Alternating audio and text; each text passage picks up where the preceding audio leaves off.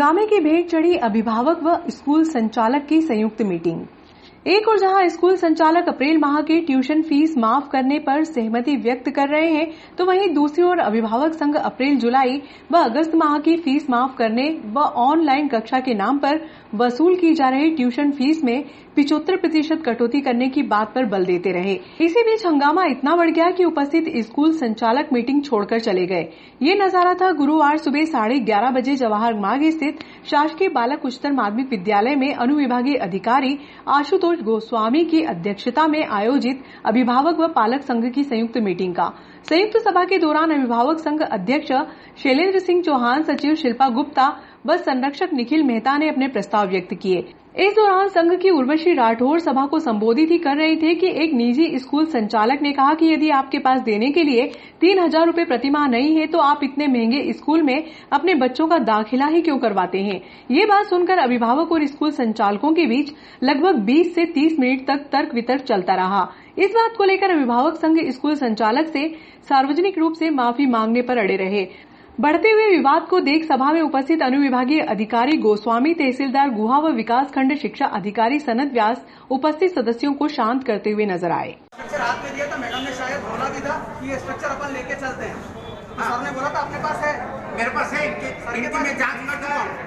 Tuition fees ही है, tuition fees ही मतलब आज अगर वो आपके बच्चे से मंथली 2800 रुपए या 3,000 ले रहे हैं वो ट्यूशन फीस है। सर हम लोगों का ये बोलना है कि किस लेवल में ट्यूशन फीस 2800 3,000 या 500 होती है, 500 600 हम भी उतना नुकसान नहीं चाहते। सर हमको ये बात पता नहीं भाई, हम आप बोलोगे कि अभी तो एकदम जागृत हो गए, तो अभी इसलिए जागृत हो गए तो अभी तक हमको पता ही नहीं था कि देखिए मैडम, हमने जो मीटिंग बुलाई थी उसका एकमात्र ये चाह रहे थे सिर्फ सॉल्यूशन निकल के आए। उनकी भी हमने कुछ समस्याएं बताई तो जेन्युइन है। आपकी समस्याओं को भी हमने सुना, उनकी समस्याओं को भी हमने सुना। ये कुछ मैं शुरुआत में जब मैंने आपसे बात शुरू की मैंने कहा था आरोप प्रत्यारोप ना करें। सर मुझे मालूम था कि ये बात शुरू हो जाती है। सर हम अपनी औकात बता सकते थे, देखिए जब वो फीस लेते थे। आरोप प्रत्यारोप बच्चों का भला, बच्चों का भविष्य किस प्रकार से प्रभावित ना हो। कोरोना से ऑलरेडी हम लोग हर तरह से पीड़ित हैं। हम नहीं चाहते बच्चों की शिक्षा पे उसका असर पड़े, तो एक बीच का रास्ता हमको निकालना पड़ेगा। बीच का रास्ता निकालने के लिए ही ये प्रयास हो रहा है और हमको इस तरह का हमारा माइंडसेट करना पड़ेगा कि एक सॉल्यूशन चाहते हैं। आंदोलन वगैरह से सॉल्यूशन नहीं तो चाह रहे हैं, नहीं हम करवाएंगे, बिल्कुल कराएंगे। हम शांति से सुन रहे थे, उन्होंने डायरेक्ट जुटाते थे, आपने बोला सब सही। उन्होंने जैसे ही बोला कि अगर आपकी औकात नहीं है कि 3,000 रुपए में बंद बढ़ा सकते हो, तो सर ये औकात वाली बात तो फिर हम 3,000 नहीं 30,000 में भी बढ़ा सकते हैं। पर कोई एक लिमिटेशन होती है हर व्यक्ति की। हमारी 3,000 की औकात है, हम 3,000 में बढ़ा रहे हैं, लेकिन ये 3,000 की औकात नहीं, लेकिन 3 महीने बंद हो गया। जैसे अधिकारियों के सामने अगर वो ऐसी भाषा में बात कर सकते हैं। परसों आप हमारे साथी थे, है ना मैडम, आप भी थी। हमको कितना पॉजिटिव रिस्पांस मिला। पॉजिटिव रिस्पांस सीधा सा एक ही था सर। आप मेरी बात सुनिए ना सर, इसमें आपको पॉजिटिव रिस्पांस उन्होंने ये दिया था कि हम तो ट्यूशन फीस ले रहे हैं, ये हमारे कागज है, हम ईमानदारी से ले रहे हैं। तो सर हमारे लिए तो वो पूरी फीस ही है ना। आपकी जो बात है वो उसी को रखने के लिए था। अगर मैंने मध्यम मार्ग के लिए बात, उसे 140 रुपए में आप ड्राइंग आप 140 रुपए में अगर ये सारी एक्टिविटी करा सकते हो तो एक काम करो, प्राइवेट कहीं पे खोल दो, 140 में ये सारा कर देंगे। जो हमने लेटर जारी किए थे इनको स्पष्ट निर्देश थे कि आप 2 साल के अपना सारा ब्रेकअप लेके आए सर, तो कलेक्ट भी हुए। हम इसका पूरा एनालिसिस करेंगे। जो भी फीस का स्ट्रक्चर है, चाहे एक्टिविटी फीस का, चाहे ट्यूशन फीस का, सारा अप्रूवल ऑनलाइन और टीओ के सिग्नेचर से अप्रूव होना अनिवार्य है। उसको हम पूरे एक्सरसाइज करेंगे। नहीं तो जो हमको हमारे प्रशासनिक स्तर पर काम करना है वो तो हम करेंगे। अब रही बात सर वो 3 महीने की सहानुभूति रखना है। अभी भी काम सर ने ये भी कहा आरोप प्रत्यारोप हो गया, लेकिन जिसकी वजह से सब हमारी भी कुछ तो इमेज है। ये बहुत बड़ा स्कूल है, तो हम भी कुछ तो है कि 3 मंजिला मकान है, 2 दुकान है, फिर भी नहीं दे रहे, तो हम भी उनकी स्थिति बताएंगे ना सर। आपकी बात कर रहे हैं। मैंने तो मेरे खुद ने बोल दिया मेरे को 15 दिन तनख्वाह नहीं मिलती है, तो मैं कई सारी समस्याओं में आता हूँ। वही तो बात हम कह रहे हैं, वो कह रहे हैं हमारे को बस की वो भरना है, तो अगर तुम्हारी नींद की लिमिट तो मत लेते फिर बस आप हम ये बात बोल सकते थे। उस लेवल पे हम तो ये बात नहीं बोल रहे थे।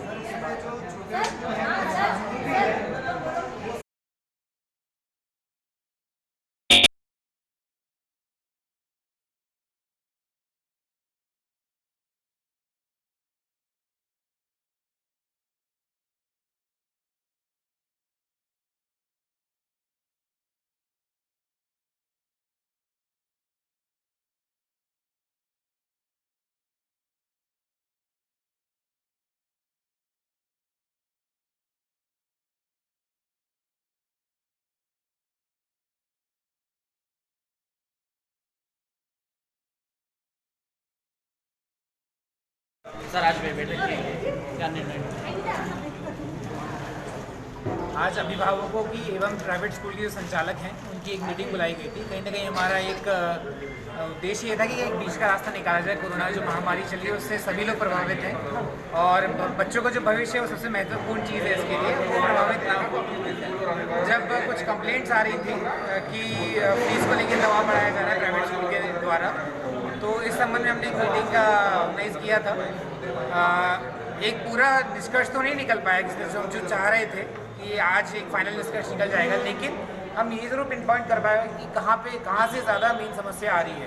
तो ज़्यादा समस्या जो आ रही है उन स्कूल्स की मैनेजमेंट से अलग से हम लोग बैठ के आपकी जितने भी जो अभिभावकों ने जो समस्याएं उठाई हैं उनका हम लोग उनके साथ बैठ के BO, BRC और तहसीलदार साहब की प्रेजेंस में हम लोग कोशिश करेंगे कम से कम फीस उनसे वसूली की जाए बच्चों से, और कहीं पर भी ऐसा बेतरतीब फीस ना ली जाए किसी से भी, और बच्चों का हित का पूरा ध्यान रखा जाएगा इसके लिए। आज SDM साहब द्वारा आपकी और स्कूल संचालकों की मीटिंग ली गई, क्या निर्णय? आज SDM महोदय शिक्षा अधिकारी द्वारा समस्त स्कूल संचालक प्लस अभिभावक संघ के पालकों के साथ एक मीटिंग करी गई थी कि हम पालकों का मूल मुद्दा ये था कि 3 माह की फीस माफ़ हो, जिसमें अप्रैल, जुलाई और अगस्त की माफ़ हो, और जो ऑनलाइन क्लासेस लग रही है उसकी हम 25% फीस देना चाहते हैं। जब तक फिजिकली रूप से स्कूल स्टार्ट ना हो तब तक 25% ही फीस लें। जब फिजिकली रूप से स्कूल स्टार्ट हो जाएंगे हम पूरी फीस देने को तैयार हैं। इसी बात को लेकर हम परसों के दिन SDM साहब से मिले थे। SDM साहब ने आज समस्त स्कूल संचालकों की और हमारी सभी लोगों की मीटिंग रखी थी। हम मीटिंग में बात रखी, आज SDM साहब ने और जिला शिक्षा अधिकारी ने समस्त लोगों ने हमें आश्वासन दिया है कि हम 1-2 दिन के अंदर स्कूल वालों से मीटिंग करके इस समस्या का हल और एक निराकरण निकालेंगे, जिसमें कहीं ना कहीं कुछ स्कूलों से भी हमें पॉजिटिव रिजल्ट ऐसा लगा है कि वो लोग भी सहमत हैं। तो इसी बात के लिए आज ये मीटिंग में हंगामा हुआ कि आपकी औकात नहीं है, तो क्यों पढ़ा था इस बड़े स्कूल में?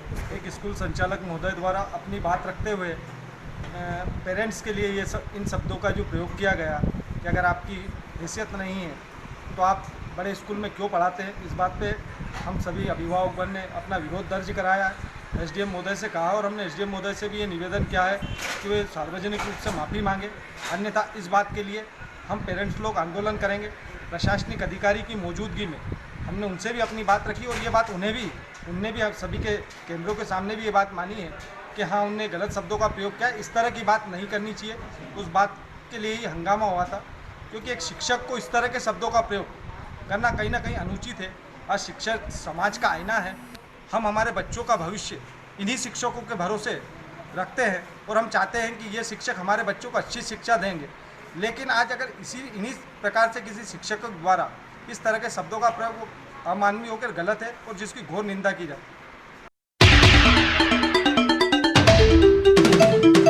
गोपाल गौशाला में पक्षियों की दाना डालने वाले चबूतरे का लोकार्पण किया गया।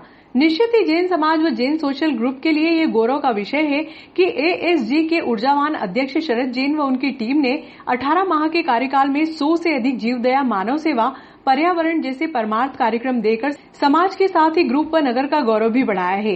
ऐसे कार्यकाल को देखते हुए ASG की चयन समिति द्वारा ASG इंटरनेशनल अध्यक्ष अवार्ड से शरद जैन को नवाजा जाना चाहिए। ये बात गोपाल गौशाला में नवनिर्मित चबूतरा लोकार्पण समारोह में राजेश सकलेचा ने कही। समर्पित यह चमन हमारा तुम्हें समर्पित।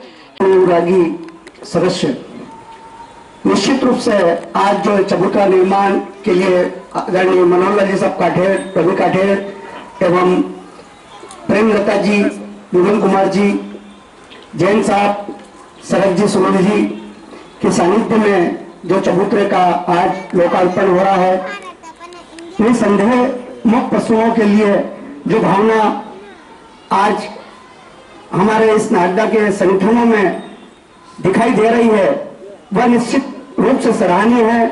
और नित्य में रोज हम देख रहे हैं कि नागदा के जितने भी ये संगठन हैं आगे बढ़ चढ़कर कार्यक्रमों में लगे हुए हैं और इस तरह के मुक्त पशुओं के जीव दया के कार्यक्रमों में अग्रणी भूमिका निभाते रहे हैं। और निश्चित इसके पीछे हमारे पूर्वजों का और इन व्यवस्थाओं को संभालने वाले का सबसे ज्यादा हाथ रहता है। आज इसी संदर्भ में गोपाल गौशाला के रूप में भी जो आज ये निधि हम देख रहे हैं, वर्षों पुरानी इस निधि को जो आज इस नगर के बीचों बीच हम सुरक्षित रूप से यदि देख रहे हैं, तो निश्चित रूप से इसमें बालेश्वर दयाल जी जायसवाल का एक अग्रणी भूमिका रही है। और आज इतने विकट समय में मैं समझता हूं कि हम अपनी प्राइवेट भूमि भी बचाने में आज असमर्थ हैं। चारों ओर जिस तरह से जमीनों की लड़ाइयां चल रही है, उस हिसाब से आज जो इस जगह को बचाया है और ग्रुप और संगठन ने जैसे महावीर गौ सेवा ने भी इस काम में अग्रणी भूमिका निभाकर निरंतर इसमें जो गति दी है गौशाला में, आज यहाँ के पशुओं में और यहाँ की व्यवस्थाओं में हम नई रोशनी देख रहे हैं। आज ये प्रांगण, ये व्यवस्था और ये चबूतरा और आने वाला कल बालेश्वर दयाल जायसवाल के नेतृत्व में एक नया इतिहास लिखेगा। इस तरह की हमारी कामना है। जिन लोगों ने सहयोग दिया उनकी बुरी बुरी प्रशंसा, और हम सब अपने जन्मदिन, अपनी वर्षगांठ और शादी की वर्षगांठ आदि ऐसे अच्छे कार्यक्रमों में हम यहाँ पर पशु के स्वामी वात्सल्य के रूप में बिताते जा रहे हैं। इसी तरह के कार्यक्रम हम आए दिन करते रहेंगे तो निश्चित रूप से स्नाडा का नाम गौरवशाली होगा। मनोहरलाल जी, अरुण कुमार जी डॉक्टर साहब और मेरी मम्मी एवं मेरा परिवार जिनने मुझे प्रेरणा दी ये अच्छे कार्य करने के लिए, एवं यहाँ उपस्थित सभी संपत्तिगण एवं गौ सेवा समिति के सभी सदस्य जो यहाँ दिन रात भरपूर सेवा करते हैं, सभी को सादर से चिन्हन एवं साथ ही इस समुद्र निर्माण पुरस्कार में सभी का स्वागत। आप सबकी प्रेरणा मिले पर निरंतर ऐसे ही कार्य करते रहे, यही सबसे अभिलाषा है हमारी कि जीवन से हुए हमेशा तरक्की करते रहे और अच्छे कार्य करते रहे। जय जिनेन्द्र। कि इस चबूतरे लोकार्पण में जो आज के इस कार्यक्रम के लाभार्थी हैं श्रीमान श्री मनोहरलाल जी, रवि कुमार जी सब काठेर एवं श्रीमती प्रेमलता बेन, विमल कुमार जी जैन, जिनकी जितनी अनुमोदना की जाए उतना कम है। आपने अपनी सुकृत लक्ष्मी का इस चबूतरे निर्माण में जो उपयोग किया वो निश्चित अनुमोदनीय है। इन्हीं मंगलमय शुभकामना के साथ जय जिनेन्द्र। अंत की धरा पर सत्य खड़ा है, कभी व्यवहार कभी निश्चय बड़ा है, अत्यंत जरूरी है संतुलन व समन्वय, वरना एकांतवाद से तो सारा काम बिगड़ा है, एकांतवाद से तो सारा काम बिगड़ा है।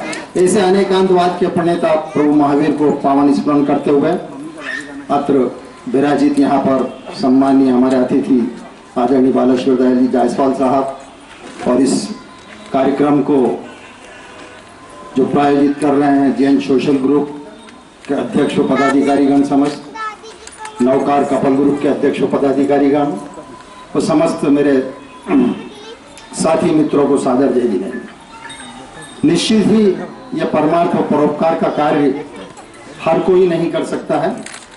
जिसकी भावनाएं उत्कृष्ट हो, मन ऊंचा हो, देने को तो बहुतों को कुछ दिया जाता है, लेकिन करता वही है इस परमार्थ कार्य में जिसका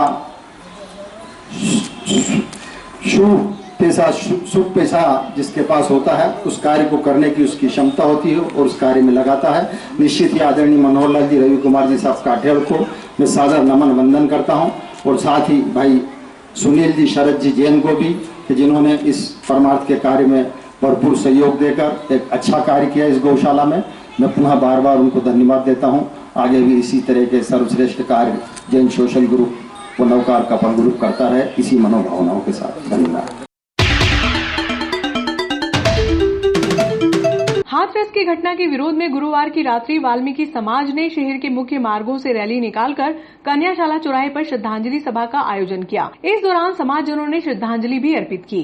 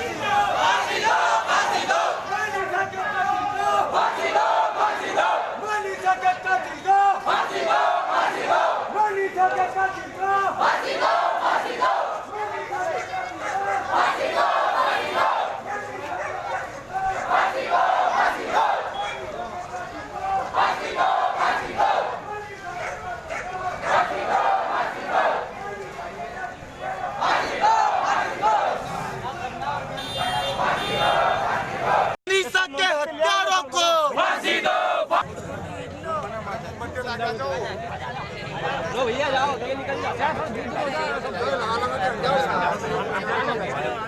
मनीषा के हत्यारों को फांसी दो, फांसी दो।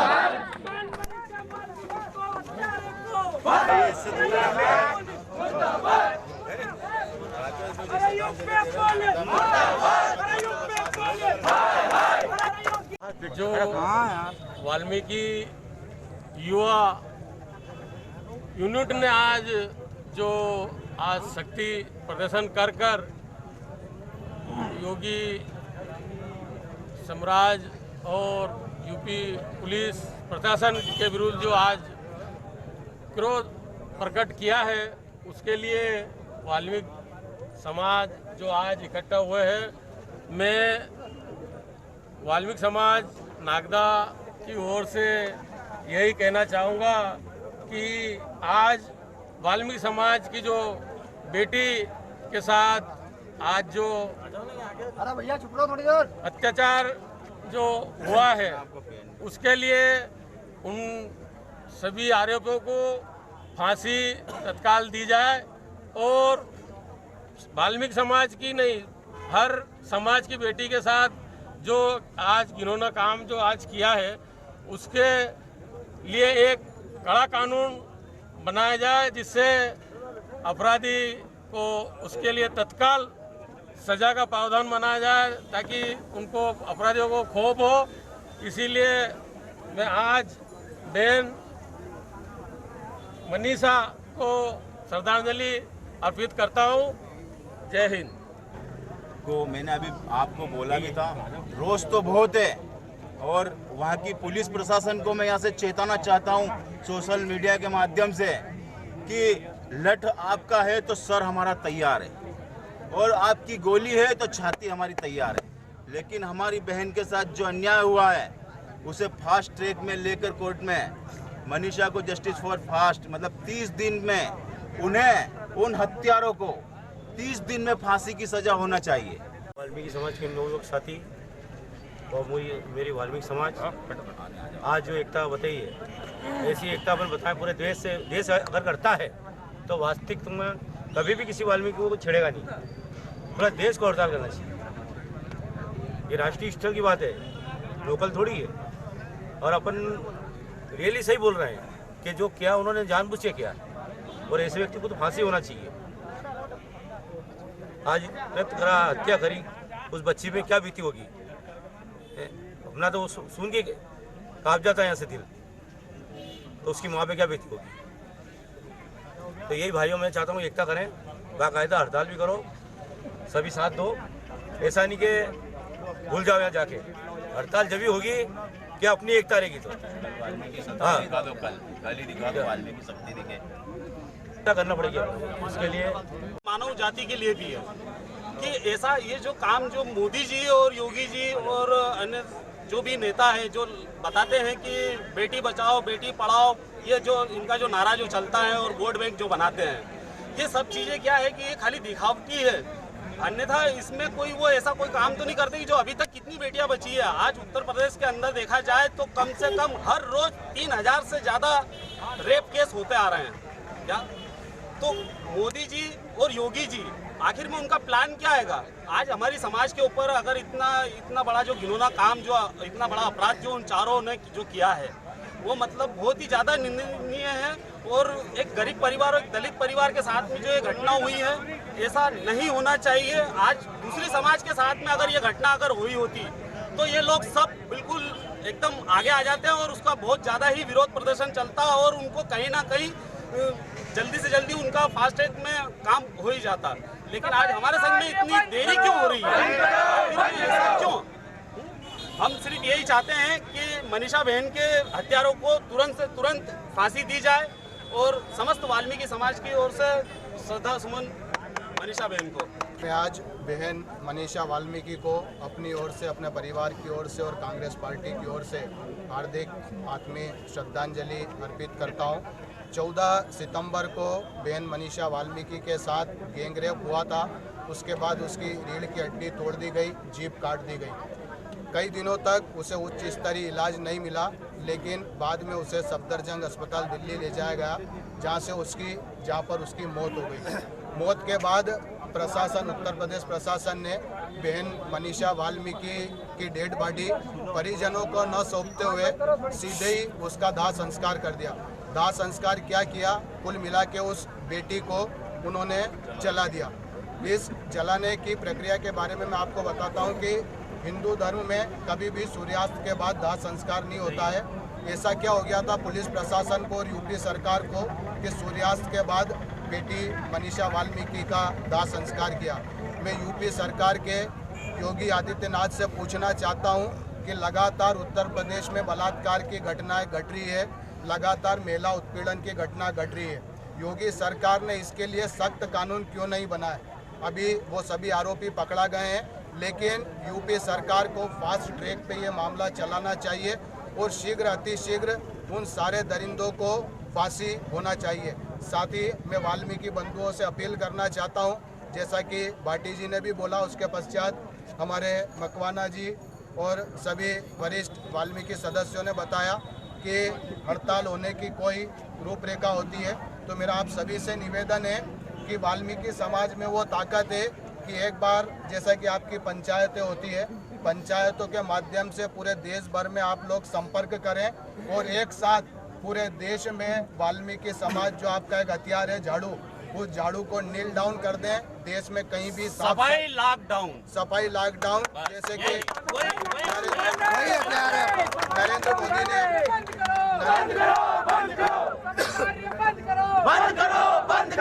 नरेंद्र मोदी ने जैसे कि पूरे देश में लॉकडाउन किया था, वैसा का वैसे ही वाल्मीकि बंधु 3 दिन के लिए आप अपने स्तर पे जहाँ जहाँ आपको सूचना देना है, पर आपकी ताकत का अंदाजा तभी इस देश के नरेंद्र मोदी को और योगी को होगा जब आप इस पूरे देश में अपने समाज की ओर से लॉकडाउन करेंगे।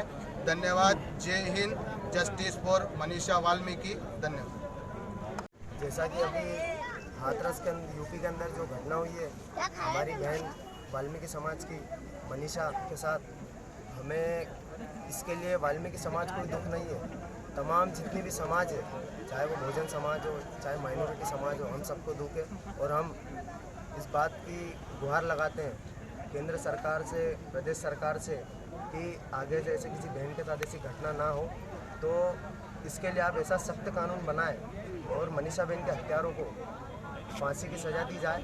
और जैसा कि अभी देखने में आ रहा है कि कुछ मनीषा बहन के लिए जितने भी जगह कैंडल मार्च किया जा रहा है, तो वहाँ पर तमाम समाज के, जैसे आज भी यहाँ पर आप बोल रहे थे वाल्मीकि एकता जिंदाबाद, मगर वाल्मीकि एकता तो जिंदाबाद है, मगर उसके साथ में तमाम दूसरी समाज भी, अपने ठाकुर समाज के, यादव समाज के, हमारे साथ काफ़ी हमारी टीम में आए बहुजन समाज के भी लोग हैं।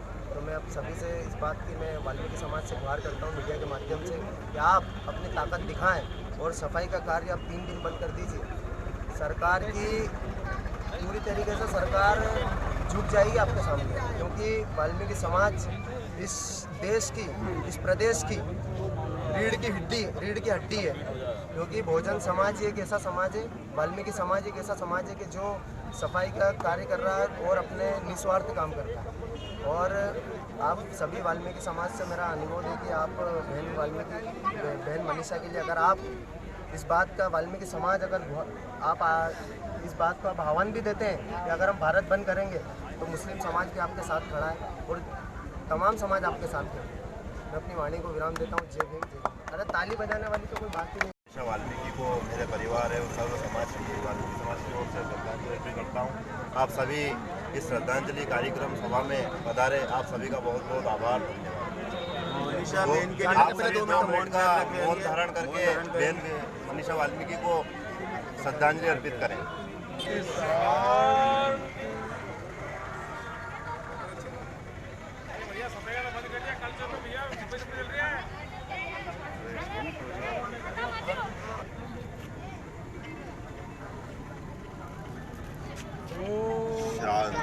शांति की शांति।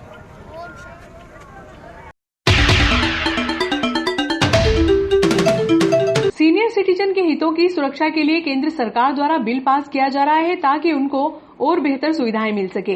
ये बात केंद्रीय सामाजिक व अधिकारिता मंत्री डॉक्टर थावरचंद गहलोत ने वरिष्ठ जनों के सम्मान समारोह में मोबाइल के माध्यम से कही। उन्होंने कहा कि परिवार बिल में संशोधन किया जा रहा है ताकि सौतेले पुत्र और दत्तक पुत्र को भी परिवार में शामिल किया जा सके। वरिष्ठ नागरिक व पेंशनर कल्याण महासंघ के तत्वाधान में गुरुवार को स्टेट हाईवे स्थित होटल रांगोली में वरिष्ठ नागरिकों के लिए सम्मान समारोह का आयोजन किया गया।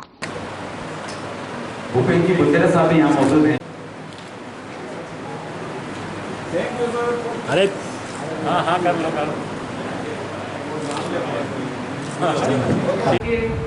केंद्र के अंदर जो है जिनकी प्रेरणा से और जिनके मार्गदर्शन में मैं यहाँ नागदा में तीसरी बार आया हूँ और पहले तो मेरे जो कार्यकाल रहे वो थोड़े छोटे कार्यकाल रहे थे, 2-3 महीने का। मैं ट्रेनिंग के टाइम लगभग ऐसा आया था, इसलिए टाइम था मेरा।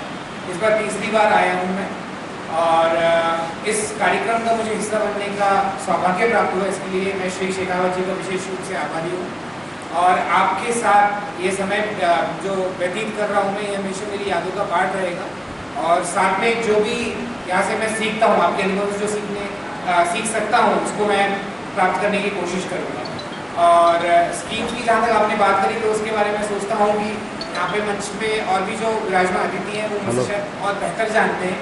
मैं तो शायद हो सकता है सरफेशियल लेवल पे या सतही लेवल पे जानता हूँ, लेकिन श्री शेखावत जी, श्री मारू जी, ये लोग ज़्यादा अच्छे से बता पाएंगे। तो यहीं पर इतना ही लेके मैं अपनी वाणी को विराम देता हूँ और पुनः अपना धन्यवाद ज्ञापित करता हूँ कि आपने मुझे इस काबिल समझा कि मैं यहाँ पे आके आपके अनुभव का लाभ ले लूँ और आपके साथ थोड़ा समय व्यतीत कर पाऊँ। बहुत बहुत धन्यवाद। आदरणीय सीनियर सिटीजन वरिष्ठ पुलिस के पास ज़्यादा तो कुछ नहीं है, लेकिन ये जो कल्याण संघ है, वरिष्ठ नागरिक संघ, उनसे मैं एक रिक्वेस्ट जरूर करूँगा कि ये जो वरिष्ठ नागरिकों की लिस्ट होगी, मैं टेलीफोन नंबर वो मुझे उपलब्ध करा दें। तो ये हमारा सौभाग्य होगा कि हम 1 to 1 उन सभी लोगों से बात कर लेंगे और उनको हमारा नंबर मिल जाएगा। तो किसी भी प्रकार की कोई भी समस्या होगी, कई सारी मजबूरियाँ रहती हैं, आदमी चल नहीं सकता, आदमी जा नहीं सकता, कई सारी और भी समस्याएं रहती हैं। मैं मेरी तरफ से प्रयास करूँगा उनकी हर समस्या को दूर करने का। मैं यही रिक्वेस्ट करता हूँ कि वो लिस्ट मैं मोबाइल नंबर के हमको पहुँचा है, तो हमारी जो सेवा होगी हम तत्पर हैं आपकी सेवा करने के लिए। धन्यवाद। बहुत ही एक सुखद अनुभव मिल रहा है और बहुत इच्छा थी कि आपसे कुछ चर्चा करें और कुछ बातें करें, क्योंकि चूंकि ये बताया मुझे कि आज ऐसा पहला कुछ आयोजन है और मैं देवास से हूँ और देवास में वरिष्ठ नागरिक संस्था से मैं उन लोगों से विधिवत परिचय रहा है मेरा, और उन लोगों के साथ मैंने जो भी उनका सहयोग वहाँ देवास में रहकर मैंने किया है, कुछ सीखा है। मैं चाहूँगा कि भविष्य में बताएं, चूँकि मेरे इसी संबंध में आदरणीय माधु साहब आपको पूरा मार्गदर्शन देंगे कि आपके अधिकार, आपके कर्तव्य, आपके दायित्व क्या क्या है और आपको शासन से क्या क्या सुविधा मिल सकती है और हम लोग प्रशासन आपकी कितनी मदद कर सकते हैं, इसका नॉलेज अगर आपको नहीं है तो श्री माधव जी बताएंगे। तो उसके बाद मुझे भी कुछ कभी आज्ञा होगी, तो चूंकि आज हम व्यस्त हैं, भविष्य में हम आप लोगों के साथ बीच में उपस्थित रहेंगे। और बस मैं यही चाहूँगा कि आप अपना विश्वास, अपना आत्मविश्वास, जीने की तमन्ना आपके दिलों में होना चाहिए। हमेशा आत्मविश्वास बनाए रखें और कभी भी हमारे लिए कोई काम हो जरूर हमको बताएं, हम आपके साथ समर्पित रहेंगे। धन्यवाद। मैं नाम में मोबाइल नंबर मिल है, तो हम लोग आपके हर समस्या की तत्पर हैं और जैसे सभी के पास आइडेंटिटी कार्ड तो हो सीनियर सिटीजन, उसकी जानकारी हम लोग के पास अभी उपलब्ध नहीं, यदि हो जाए तो उसके लिए हमको आने का तत्पर करेंगे। जी बस हाँ बस आपके वरिष्ठ नागरिकता दिवस के अवसर पर आयोजित कार्यक्रम में उपस्थित सभी वरिष्ठ नागरिक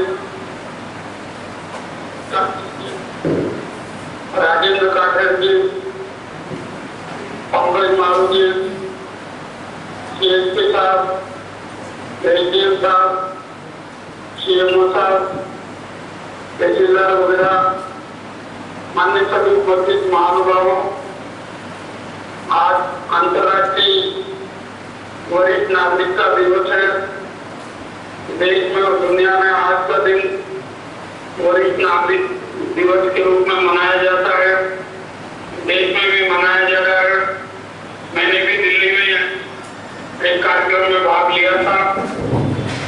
वरिष्ठ नागरिक देवतुल्य है, वरिष्ठ नागरिकों का आशीर्वाद हमेशा मनुष्य के जीवन में है।